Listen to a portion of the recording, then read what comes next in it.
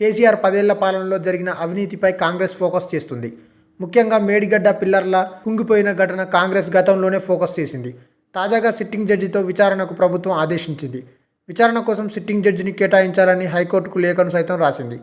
ఈ క్రమంలో vigilance and enforcement విచారణకు ఆదేశించగా దర్యాప్తు చేపట్టిన విజిలెన్స్ మేడిగడ్డ బ్యారేజ్ నిర్మాణంలో భారీ స్కామ్ జరిగినట్టు తేల్చిందని, దాదాపు 3,200 కోట్ల ప్రజాధనం నిర్మాణం పేరుతో వృధా చేశారని, ఈ బ్యారేజ్ నిర్మాణంలో సంబంధం ఉన్న వారందరూ ఇందులో దోషులే అని గుర్తించినట్టుగా తెలుస్తుంది. ఈ మేరకు మరో వారం రోజుల్లో ప్రభుత్వానికి మధ్యంతర నివేదిక ఇస్తున్నట్టుగా సమాచారం. ఈ నివేదిక ఆధారంగా ప్రభుత్వం ఎఫ్ఐఆర్కు సిద్ధమవుతున్నట్టు టాక్ వినిపిస్తుంది. ఇదే జరిగితే అప్పటి నీటిపారుదల శాఖ మంత్రిగా ఉన్న కేసీఆర్ను సైతం ఇందులో బాధ్యుడిగా చేసి కేసు నమోదు చేసే అవకాశం ఉందనే చర్చ సాగుతుంది. కాంగ్రెస్ ప్రభుత్వం అన్ని శాఖలపై పట్టు సాధిస్తూ పరిపాలనలో స్పీడ్ పెంచుతుంది. ఈ క్రమంలో పాలనా వర్గాలు చేపట్టి 2 నెలలు కూడా గడవక ముందే రేవంత్ రెడ్డి ప్రభుత్వంపై బీఆర్ఎస్ అటాక్ ప్రారంభిస్తుంది. పార్లమెంట్ ఎన్నికల వేళ హామీల అమలు పేరుతో అధికార పక్షాన్ని ఇరుకున పెట్టేందుకు బీఆర్ఎస్ ప్రయత్నాలు చేస్తుంది. దీంతో బీఆర్ఎస్ దూకుడుకు కళ్ళెం వేసేందుకు కాంగ్రెస్ ప్రభుత్వం మాస్టర్ ప్లాన్ రచిస్తున్నట్టు తెలుస్తుంది.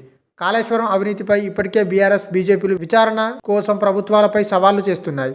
దీంతో మేడిగడ్డ వ్యవహారంలో కేసీఆర్కు ఉచ్చు బిగించడం ద్వారా పార్లమెంట్ ఎన్నికల్లో ఇటు బీఆర్ఎస్ అటు బీజేపీలకు చెక్ పెట్టవచ్చని భావనతో అధికార పక్షం అడుగులు వేస్తున్నట్టుగా తెలుస్తుంది. ఇక ఈ క్రమంలో మేడిగడ్డ ఘటనపై త్వరలో ఎఫ్ఐఆర్ నమోదు కాబోతున్నదని కాంగ్రెస్ అనుకూల వర్గం సోషల్ మీడియాలో పోస్టులు చేస్తుంది.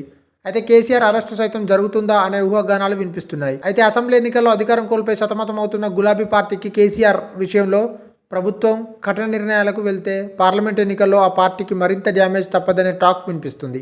అయితే రేవంత్ ప్రభుత్వం దీనిపై ఎంతవరకు వెళ్తుంది అనేది ఇప్పుడు హాట్ టాపిక్గా మారింది. ఈ వీడియో మీకు నచ్చినట్టయితే లైక్ చేయండి, షేర్ చేయండి, కమెంట్ చేయండి, సబ్స్క్రైబ్ చేయండి.